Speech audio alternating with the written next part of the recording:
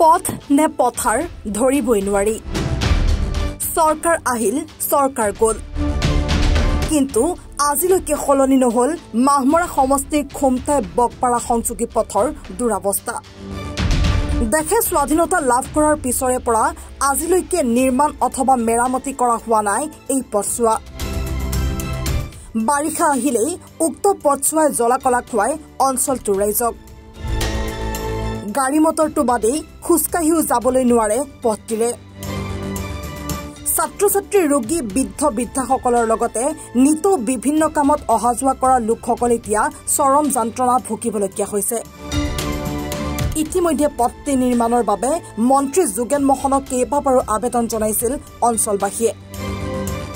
তৎসত্ত্বেও কিন্তু নিৰ্মাণ কৰা হোৱা নাই পথটি মাহমৰা সমষ্টিৰ বিধায়ক যোগেন মোহন এজন কেবিনেট মন্ত্ৰীৰ দায়িত্বত থকাৰ পিছতো সমষ্টিটোৰ ৰাইজে পথৰ বাবে দুৰ্ভোগ ভুগিব লোৱা হোৱাত এতিয়া তীব্ৰ প্ৰতিক্ৰিয়া প্ৰকাশ কৰিছে স্থানীয় ৰাইজে পুৰা একদম পুৰা ডুবি গ'ল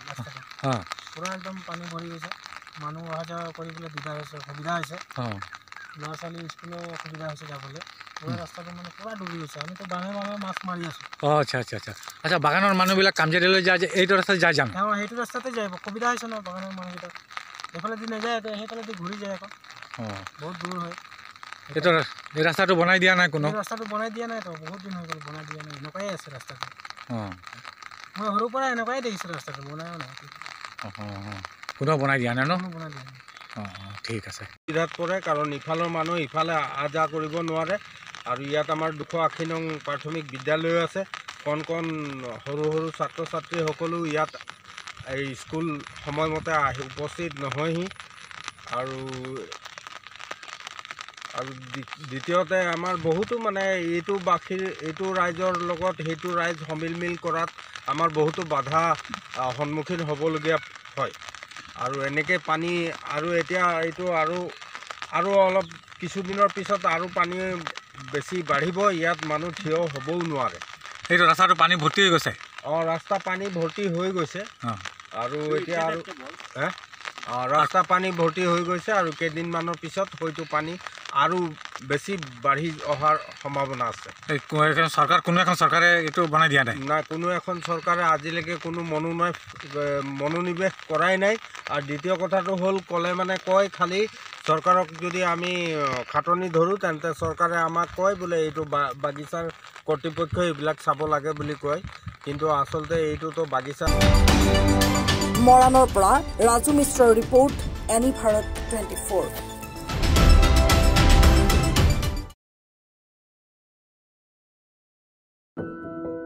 এনি ভাৰত 24ৰ প্ৰথম প্ৰয়াস জুবিন গাৰ্গৰ গীতৰ প্ৰতিযোগিতা জুবিনৰ গানে কি আনে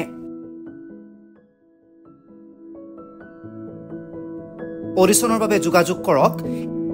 8638661821 আৰু 8812831556 নম্বৰত এনি ভাৰত 24 উদ্যোগত এটা নতুন সংগীতৰ প্ৰতিযোগিতা আয়োজন কৰা হৈছে য'ত মোৰ গানৰ প্ৰতিযোগিতা হ'ব আপোনালোকে তাত প্ৰতিযোগী হিচাপে আহিবলৈ পাৰিব আৰু মোৰ ফালৰ পৰা আন্তৰিক শুভকামনা জনাইছোঁ আৰু অনুষ্ঠানটোৰ নাম হৈছে গানে কি আনে